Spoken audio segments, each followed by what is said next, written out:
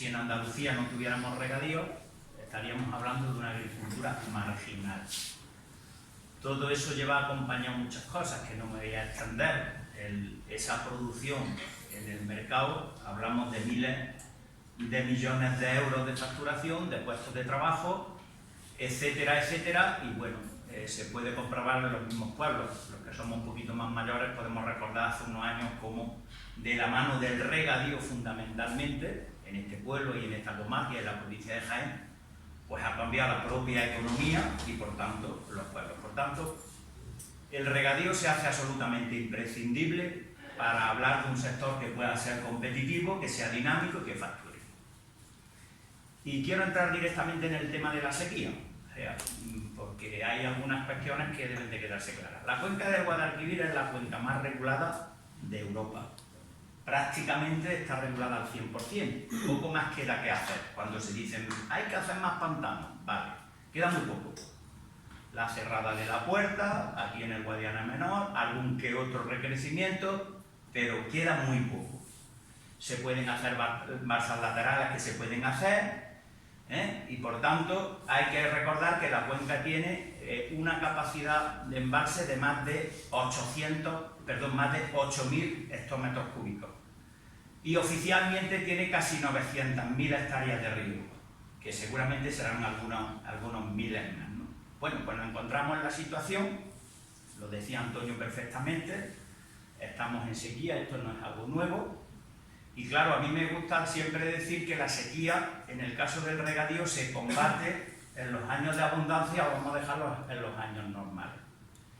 ¿Qué pasa? Que habría que revisar el modelo que tenemos de gestión, que desde luego nosotros no lo compartimos y no voy a entrar ahora en las propuestas y en las alegaciones que hemos venido haciendo al plan hidrológico, pero voy a poner algún ejemplo para que se entienda el modelo que estamos hablando.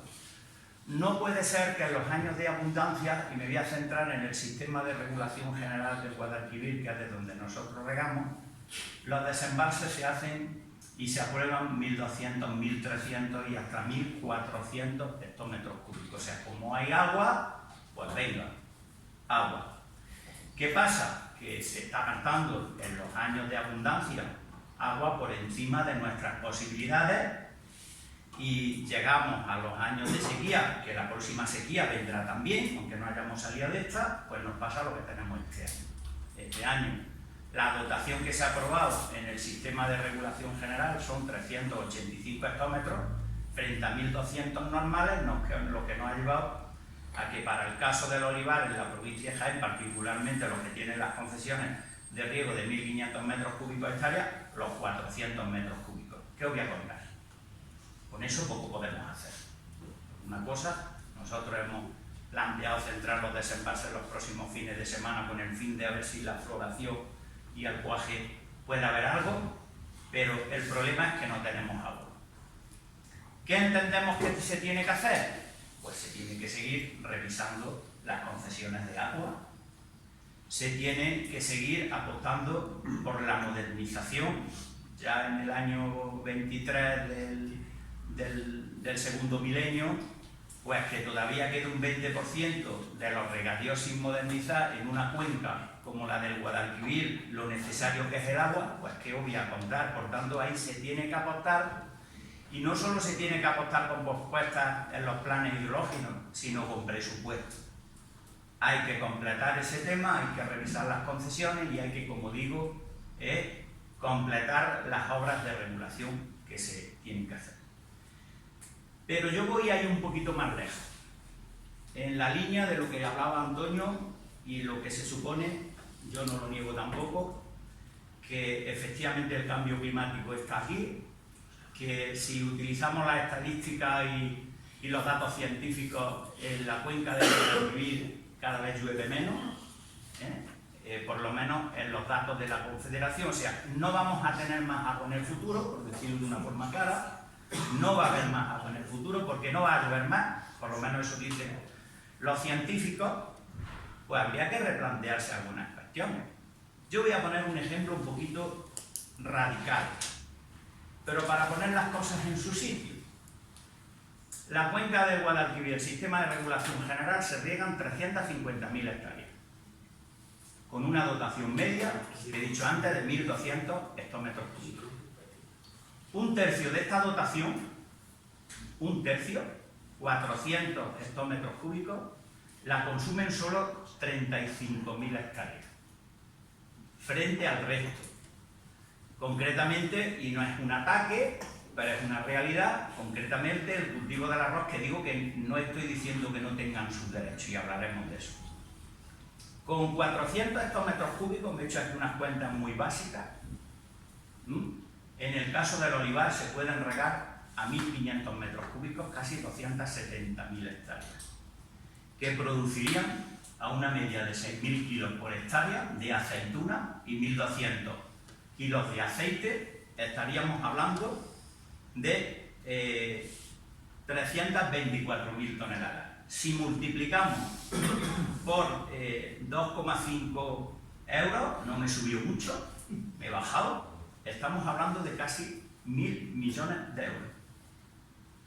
Si hacemos la cuenta del cultivo del arroz, se riegan 35.000 hectáreas. Esto produce aproximadamente, con una media y estadística, 240.000 hectáreas de arroz. Por 0,40 céntimos, que me subo un poquito, no llegan a los 100 millones de euros. O sea, la diferencia es de 10 a 1.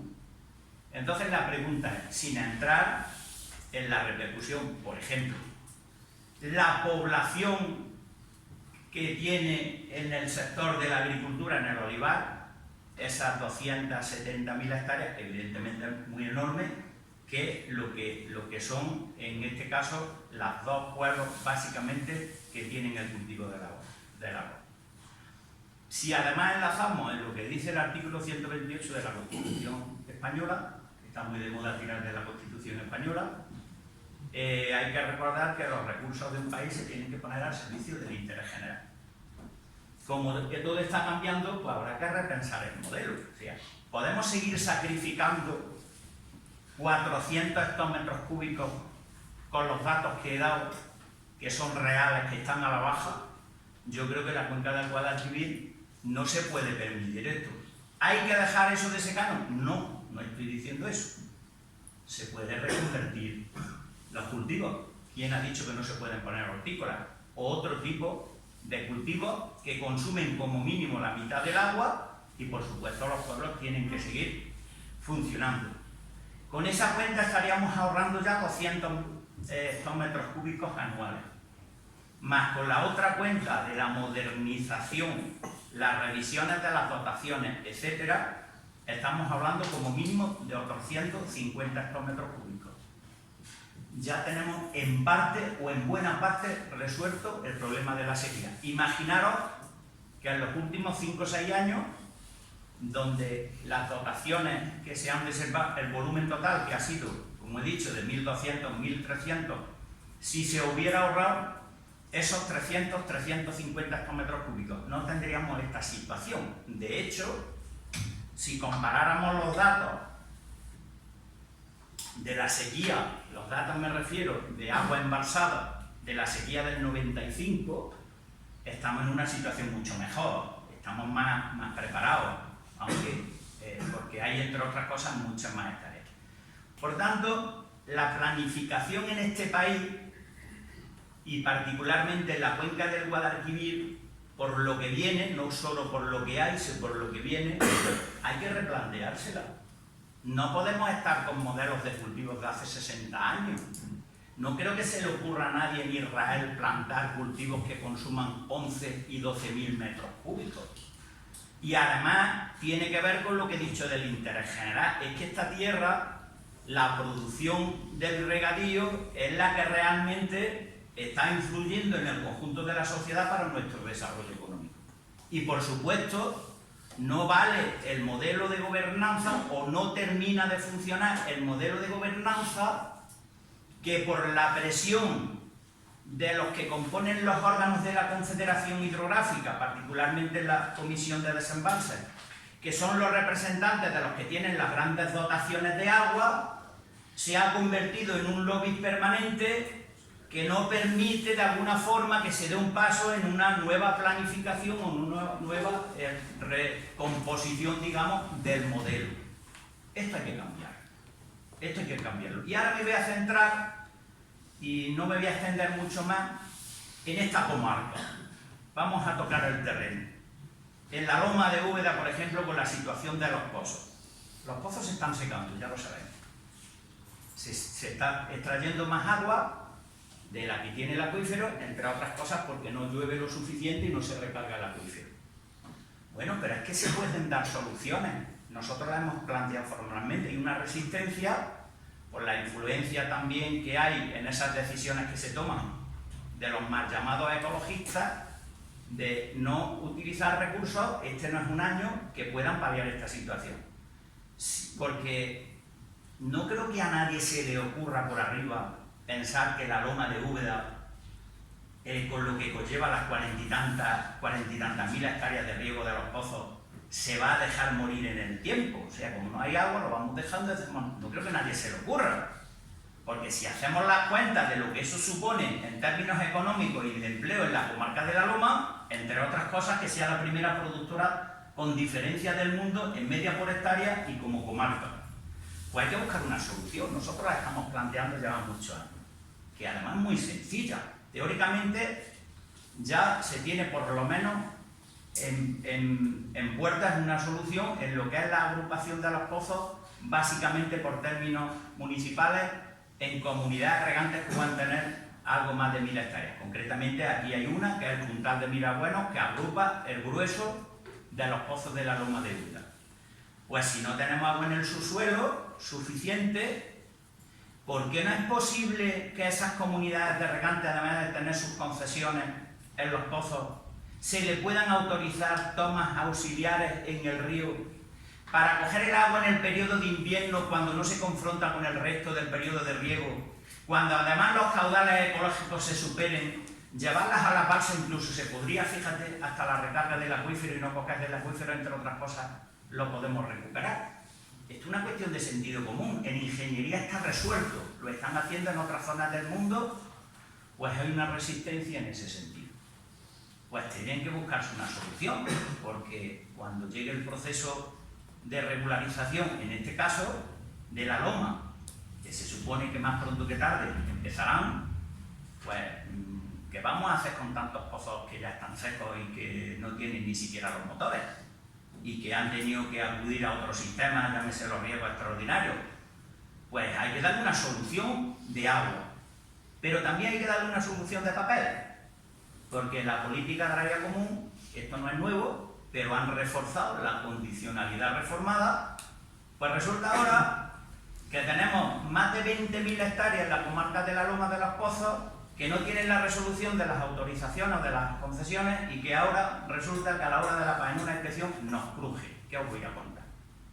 Pues hay una obligación legal, moral, de las administraciones, ya sea la estatal, conjuntamente con la autonómica, de resolver estas cuestiones, por lo que decía en relación a que la comarca de la Loma, particularmente que estoy hablando, tiene que seguir funcionando, tiene que seguir generando riqueza, tiene que seguir generando empleo, y para esto necesitamos agua. Y agua, a pesar de las estrecheces, hay en los planteamientos que he dicho. Por un lado, tratando los años de abundancia, completando, insisto, la infraestructura que nos quedan de algunos embalses, modernizando al 100% y, como he dicho, revisando las concesiones. Y una última cosa, que creo que es importante, ¿por qué no poner encima de la mesa en un año como este cuál es la realidad nuestra en la provincia de Jaén? Las inversiones que se han hecho, no voy a entrar en los últimos 20 años, sobre todo de modernización de regadío o de riego con goteo. Lo decía los otros días también en un medio de comunicación. El olivar no es que gaste menos agua.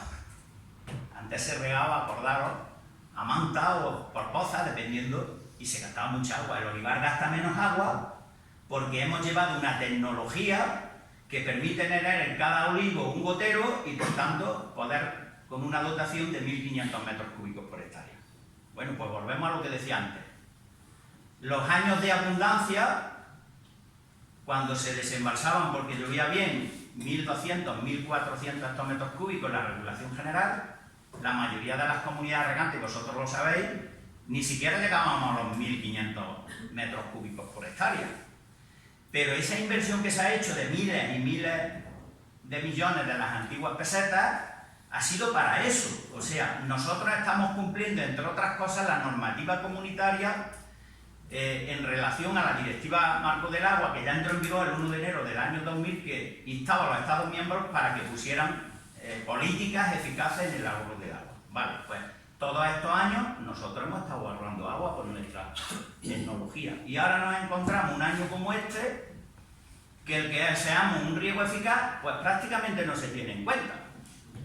Porque a nosotros nos han recortado un 75% prácticamente frente al 83% y pico. Y bueno, no voy a entrar en el debate porque no tengo tiempo, el que ahora haya unos derechos del agua, por muy legales que sean, y se pueda vender el agua y aprovecharse de un bien público para que otros que lo necesitan lo paguen bien pagado. Por tanto, tenemos que pelear esto.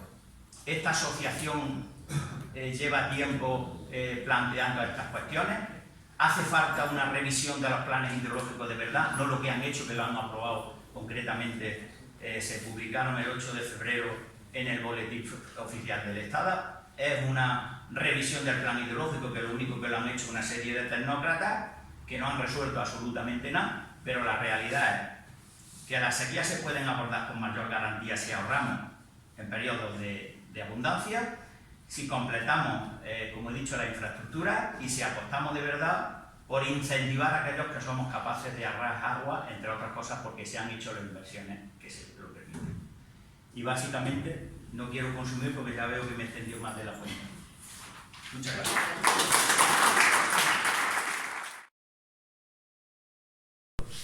La pregunta, estábamos debatiendo los dos si él le tocaba precio a mi consumo o él consumía mi precio. Claro, Juan Carlos nos hablará hablaremos también de precios, pero sobre todo centrado en su lineal y el comportamiento del consumidor y la demanda que está teniendo, la evolución de la demanda lineal. Va a mezclar un poquito también de todo. Yo hablo de precios, no hay ningún problema, ¿vale?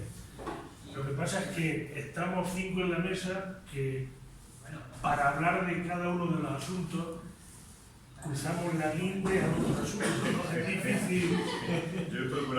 difícil que hable de precios sin hablar de clima, es difícil que hable de precios sin hablar de consumo, es muy difícil hablar de precios sin hablar de agua y por supuesto no se puede hablar de precios sin hablar de promoción. Bueno, cojo el guante que me ha tirado Sole, gracias por estar aquí, muy buenas tardes.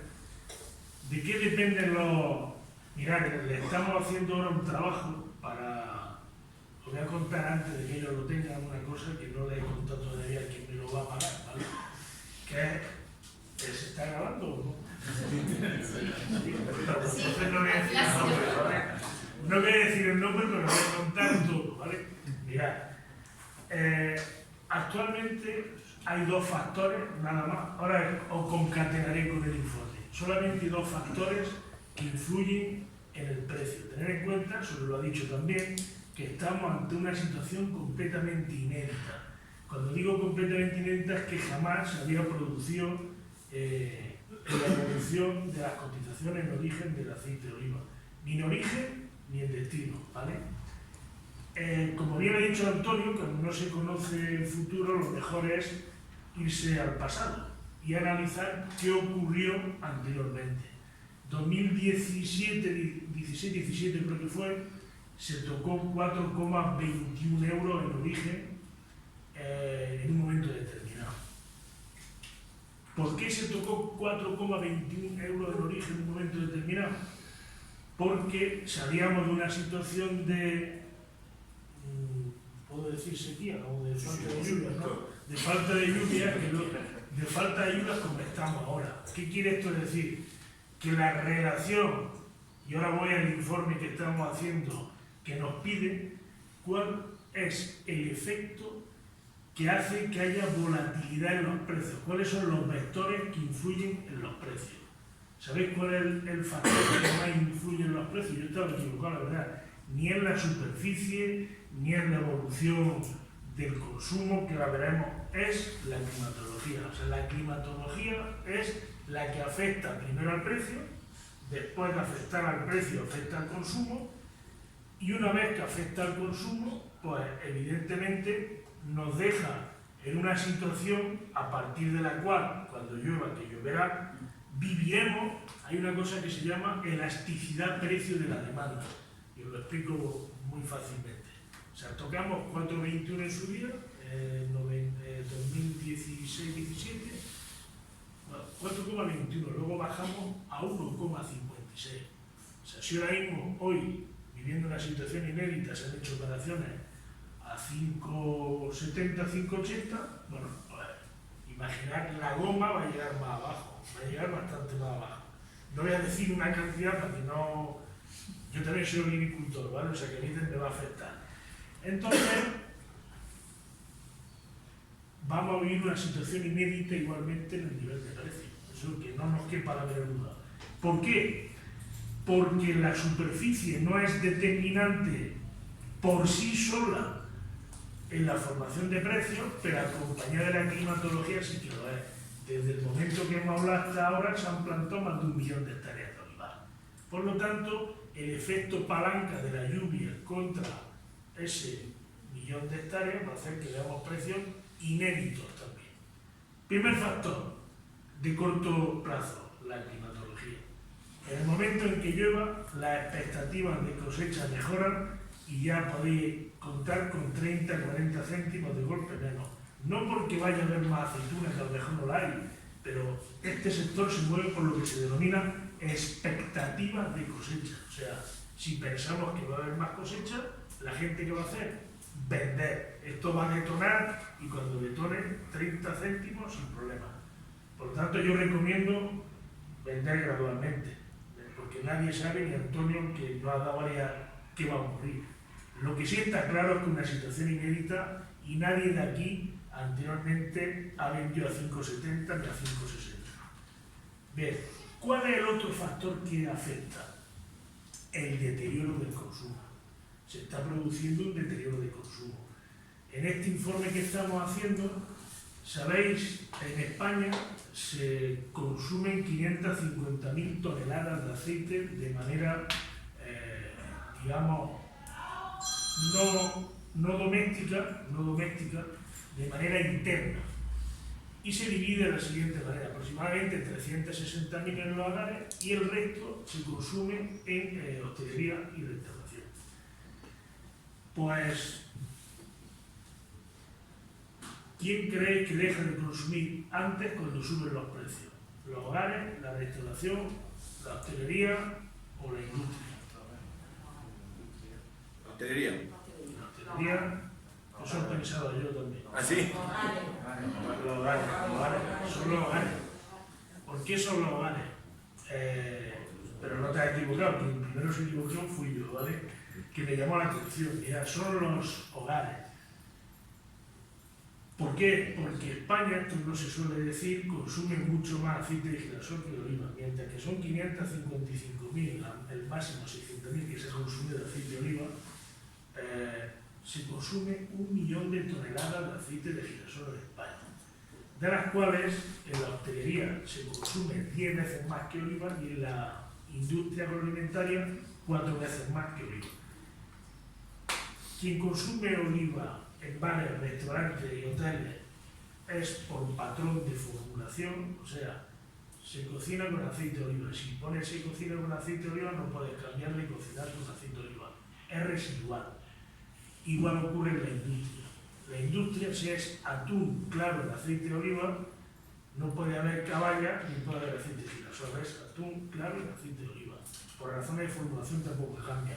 En el análisis que hemos hecho, que Antonio habló también de ese año, 16-17, por cada euro que subió en origen, se perdían 61.000 toneladas en los hogares. O sea, que cuando acabe este año, no se está notando todavía, pero a esta caída de precios que he dicho que va a ocurrir, va a contribuir la caída de consumo. Por lo tanto, los precios evidentemente no van a dejar de crecer hasta que no llueva, así de sencillo, ¿vale? Si bajaron un poco antes del verano, había desabastecimiento en el sector porque no hay aceite nada más que en España, por lo tanto se produce un equilibrio entre oferta y demanda y los precios no paran de crecer. Vamos a tener posiblemente el enlace más bajo de la historia, también vamos a vivir otra situación inédita.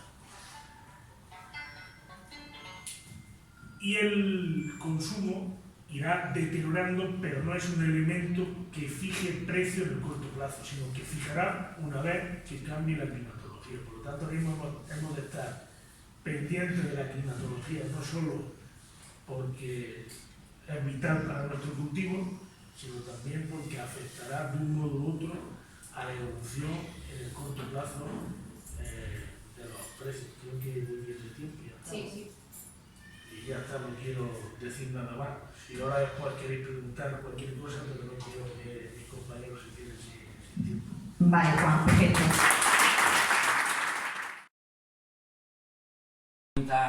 Me han lanzado, vamos a ver si doy con alguna, pero va muy enfocada como la tendencia de los últimos meses, es lo que está ocurriendo en el lineal.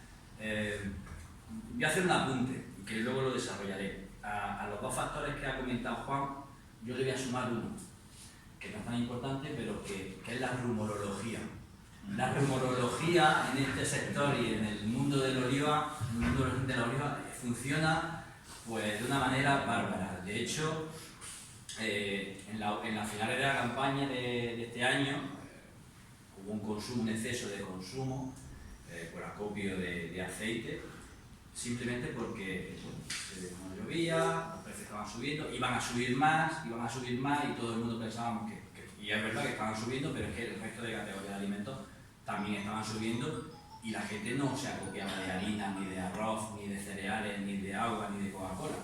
Acopió aceite. Y hay muchas familias, y ahora se está viendo el resultado en este mes entre marzo y abril, porque ya el exceso del consumo está propiciado un poco también por ese acopio que hubo en diciembre y enero. Así que, un dato más. El año pasado, ¿qué sucedió? Bueno, todos hemos sufrido y estamos sufriendo la inflación, que el año pasado llegó en algunas categorías. De media en los alimentos fue de un 10% aproximadamente, entre un 10 y un 11%, pero los aceites fueron una de las categorías que más incidieron en la subida de esa inflación. El aceite de oliva virgen subió en torno a un 22%, el refinado en torno a un 30 y algo, un 38% creo, y el de orujo un 60 y casi un 70%. Eso hizo que el consumo se restringiese en casi todas las categorías, excepto en donde, en aceite de oliva virgen, como decías tú, efectivamente hay un cliente que es fiel. Por esas dos cosas, por el acopio que hizo, porque no hizo acopio de otras grasas, sino del aceite de oliva virgen extra, y porque sigue consumiendo aceite de oliva virgen extra. Ahora, en los primeros meses de este año, lo que se está produciendo es que seguimos creciendo en los meses de enero y febrero, pero ya en marzo y en abril hay un poco de efecto de Semana Santa, el cual se ha minguado un poco eso de crecimiento, pero sí en marzo ya se ha notado pues, que ha habido una disminución importante en los aceites, más acentuada en refinado, pero ha ocurrido otra cosa, y lo decía antes, lo comentábamos antes, donde el consumidor todavía sigue teniendo el precio como un referente a la hora de comprar, donde más está incidiendo ahora es en el girasol. El girasol, que ha habido una bajada del precio de en torno a un 10% en el mes de abril, tenemos unos crecimientos a nivel nacional de consumo de un 60 o un 70%, con lo cual es muy significativo y es verdad que hay una fidelidad a la calidad en los aceites de oliva virgen, lo hay, y yo creo que eso es bueno, y sobre todo es bueno recalcarlo en esta época de crisis en la que todos estamos preocupados por el consumo, por la climatología, por la promoción, y por eso hay que incidir también ahí en la promoción. Decía Juan que no se puede hacer promoción porque no hay aceite para vender, cierto es, pero se puede hacer promoción de otras características que tiene el aceite de oliva que nos van a futuro a beneficiar a todos. Salud, biodiversidad, todo ese tipo de cuestiones que hoy en día cada vez están más de moda y más concienciadas en toda la gente. Yo creo que son épocas en las que hay que estar ahí a martillo pilón, bueno, porque no nos queda otra, porque, como ha dicho Juan, no va a haber aceite para hacer mucha promoción. De hecho, si observáis, el que haga un poco de vea los buzones los catálogos de buzones, en los próximos meses van a desaparecer muchas de las ofertas en los catálogos, porque tanto las grandes superficies como todo el retail como las empresas están dejando de ofertar y están dejando de hacer promoción, porque no se sostiene hacer promoción cuando estamos pendientes a ver si vamos a tener aceite en octubre o en septiembre. Con lo cual, bueno, pues habrá que hacer otro tipo de promoción, que supongo que nos hablarán luego después. Y bueno, y yo como conclusiones tenía aquí apuntado varias cosas que son pues la fidelidad que hay hacia la calidad, que yo creo que es muy importante. Antes había hablado de que mirábamos al pasado y tal. Yo creo que ahora ocurre algo muy singular en el aceite de oliva, y es que nunca antes había habido tanta fidelidad a la calidad como la hay ahora. ¿Que se puede conseguir más? Seguro. Pero históricamente yo no he vivido en los años que llevo en este mundo una fidelidad tal en la cual el cliente apuesta de verdad por la calidad. Fijaros una cosa, el año pasado, como es normal, la categoría que menos incrementó su precio fueron los aceites premium. Los aceites premium solo se incrementaron un 6% a lo largo de todo el año 2022. Sin embargo, fue la categoría de las que más creció, un 9% en todo el año 2022. Con lo cual, se puede establecer una relación en que hay un cliente fiel a ese tipo de producto, de que no ha habido variaciones, porque evidentemente el aceite premium que había seguía habiendo y estaba ahí y sigue estando ahí, no ha habido tanta variación como lo ha habido en lampante o en aceite refinado. Y yo creo que es un hecho también a destacar, porque se está haciendo mucho esfuerzo en conseguir esos aceites y, bueno, y poquito a poco también están teniendo su mercado. Luego, otra cosa, que el factor precio sigue siendo, mal que nos pese a mucho, una de las cosas más valoradas a la hora de que un consumidor se acerque a un lineal y compre una garrafa de aceite, sigue estando ahí. Hay algo que también, porque decimos consumo, cómo está produciéndose, es que no nos damos cuenta de que las familias tienen menor poder adquisitivo, hay menos dinero. Hay menos dinero, con lo cual ya es una ventaja que una de las cosas que menos hayan prescindido la familia, aunque la que tenemos encima, sea el aceite de oliva. Porque hay otras categorías que la regresión de ventas ha sido tremenda relacionada con la inflación, con lo cual, otro dato más. Hay otra cosa que se está produciendo este año en la gran distribución, que es el traslado al precio de venta de una forma muy gradual. No se está repercutiendo todo lo que ha subido en origen, porque se lanzó un mensaje en diciembre, sí, fue en diciembre cuando se lanzó el mensaje, se bajó el IVA del 10 al 5, se nos lanzó todo un mensaje de que, ojo, cuidado, que es un producto básico, que hay que mantenerlo, que tal, por lo cual estamos, la gran superficie, supermercados, hipermercados, tiendas, estamos muy observados en ese sentido, con lo cual también ha habido un acompasamiento lento de los precios de origen al precio de venta, y también yo tengo datos por ahí de que se ha perdido casi un punto de rentabilidad en la categoría de aceite. Eso quiere decir que también se está haciendo un esfuerzo por parte de la distribución en pues, ir acomodando esos precios de una forma gradual y acompasarlos al consumo. Como decía Juan, conforme vaya incrementando los precios va a reducirse el consumo, por lo cual eso lo sabemos. Por ahí estamos todos intentando, bueno, que acompasar tanto esa subida de precios, que no sea tan de forma muy escalonada, como esa traslación que hay de esos precios de venta. Luego,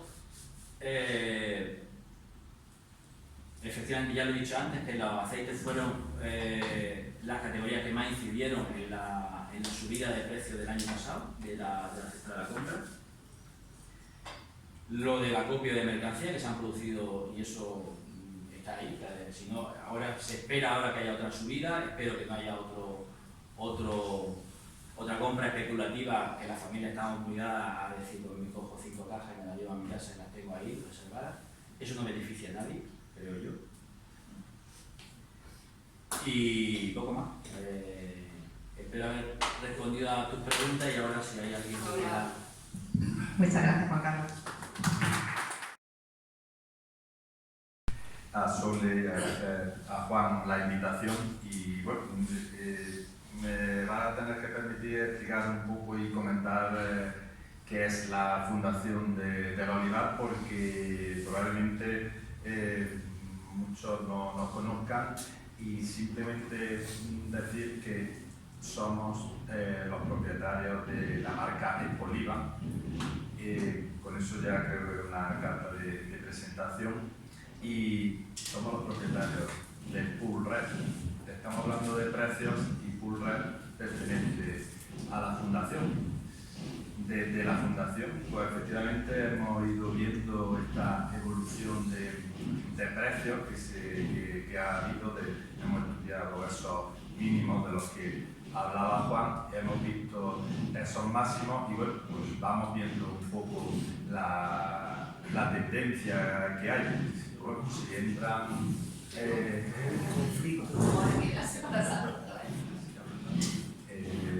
si entran en la página, pues bueno, irán viendo que la evolución que ha ido teniendo el precio y bueno, ahí está, simplemente entrando se ve que ese agua que no ha venido, pues está empujando de momento hacia arriba. La fundación también, por otro lado, incentiva y intenta promocionar ese conocimiento del aceite de oliva a través de la cata, a través de esos cursos para catadores profesionales que se realizan en la fundación. De hecho, pues tenemos los premios Espoliva, que bueno, este año lo que sí puedo decir que este año no nos podemos perder Espoliva, a pesar de la situación en la que vivimos. Va a ser una feria espectacular desde el punto de vista del simposio, donde pues, van a venir expertos de otros países, expertos nacionales, expertos locales que van a hablar de los temas que a todos nos preocupan. Y por supuesto tampoco nos podemos ver el Salón de los Aceites. Cuando se va a Espoliva, el visitante, una de las cosas que quiere, aparte de ver la máquina, quiere probar aceites. Pues en el SIAO, en el Salón de los Aceites que tenemos en el edificio Activa Jaén, tenemos la posibilidad de probar aceites de todos los países productores. Entonces, creo que es una oportunidad que no hay que perderse. En cuanto a la promoción que me preguntaba Sole, pues hay mucho camino que recorrer. Lo que ocurre es que claro, nosotros estamos encima de la mina de oro y no nos damos cuenta de esa situación. Y bueno, en un viaje reciente, un viaje familiar a Alemania, con una amiga de Juan también, que es Carmen Sánchez, en Alemania no se cocina con aceite de oliva. Cocineros puntuales, chefs, bien, pero en Alemania hay una concepción, me decía esta experta, que es la que en Alemania, Carmen Sánchez, en Alemania, y sobre todo en la zona de Colonia, Düsseldorf, es la que promociona el aceite. Me decía, Javier, aquí la concepción en Alemania, cuidado que es un país que entendemos que tiene un nivel de conocimiento, o debería de tenerlo, ¿no? Piensan que cuando se cocina con aceite de oliva se generan unos componentes que son perjudiciales para la salud. Eso lo tenemos en Alemania, en la Unión Europea. si nos trasladamos ya a otros países, pues podemos suponer lo que piensen. Entonces, lo que es la promoción del aceite de oliva, por supuesto que no debe de parar, a pesar de que efectivamente si ahora todo el mundo empezara a consumir no habría aceite, pero como estamos preveyendo ya y bueno, en Bullrich se estudian esos datos y se ve que vendrán precios bajos. Luego, cuando nos acordaremos, yo también soy productor de aquel euro a 1,80, cuando estaba a 1,50, que ya vendrán precios, no voy a hablar de cantidad, pero sí vendrán precios más bajos, por eso tenemos que adelantarnos. Hoy por hoy, la zona de Asia está consumiendo aceite y son mercados potenciales. Y no nos podemos olvidar de Estados Unidos, que es un consumidor nato. Por eso, en próximas ediciones, desde la Fundación sí que queremos traer como países invitados a países que son verdaderamente potenciales en cuanto a consumo.